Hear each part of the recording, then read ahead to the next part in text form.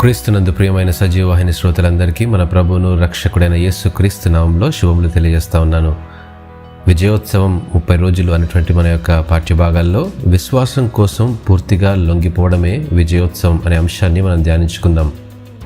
2 పొడవైన స్తంభాల మధ్య కట్టిన తాడు మీద ఒక వ్యక్తి నడవడం ప్రారంభించాడు. అతని చేతుల్లో పొడవైన కర్రతో అటు ఇటు పడకుండా సమతుల్యం చేసుకుంటూ నెమ్మదిగా నడుస్తున్నాడు. అతను తన కొడుకును భుజాలపై కూర్చుండబెట్టుకున్నాడు. ఉత్కంఠంతో మైదానంలో ఉన్న ప్రతి ఒక్కరూ ఊపిరి బిగబట్టి అతన్ని చూస్తున్నారు.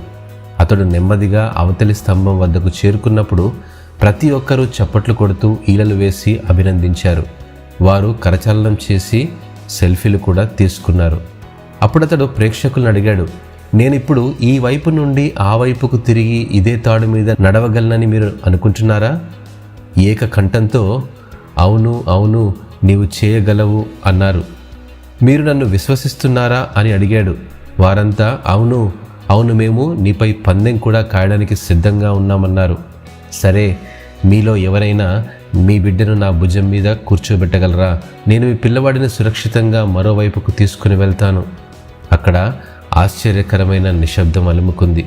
ప్రతి ఒక్కరూ మౌనంగా ఉండిపోయారు. వాస్తవంగా నమ్మకం వేరు, విశ్వాసం వేరు. విశ్వాసం కోసం మనం పూర్తిగా లొంగిపోవాల్సి ఉంటుంది. నేటి ప్రపంచంలో మనకు దేవుని పట్ల లేనిది ఇదే. మనం సర్వశక్తుడని నమ్ముతాము. అయితే మనం ఆయనను సంపూర్ణంగా సందేహం లేకుండా విశ్వసిస్తున్నామా? ఈ ప్రశ్న నాకును మీకును ఆలోచింపజేస్తుంది.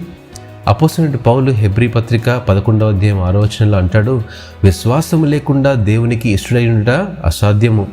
దేవుని యొద్దకు వచ్చేవాడు ఆయన ఉన్నాడనియు తన్ను వెదకువారికి ఫలము దయచేయువాడనియు నమ్మవలను కదా. సాధించాలనే ఆలోచన పట్టుదల లేకుండా ఫలం పొందడం అసాధ్యం. సాధించాలన్న ఆలోచన నీ మనసులో ఉన్నంతకాలం ఎన్ని అడ్డంకులు వచ్చినా నీ విజయాన్ని ఆపలేవు. ఈ ప్రయాణంలో కష్టం ఎదురవచ్చు. కష్టాలు ఎదురైనప్పుడే మనిషికి విజయం విలువ తెలుస్తుంది. నీవు పొందే విజయాలన్నిటికీ తొలిమెట్టు అసాధ్యమైన వాటిని సుసాధ్యం చేయగల శక్తిమంతుని బలంగా విశ్వసించడమే. విశ్రమించని కష్టం, శ్రమ, అంకితభావం, దేవునికి ఇష్టంగా జీవించడం, ఇవే విజయ రహస్యాలు. నీవు పొందబోయే ఆశీర్వాదాలు, ఆత్మీయ దైనందిన జీవితంలో నీవు పొందే విజయాలు ఇతరులకు నీవిచ్చే కానుకల వంటివి.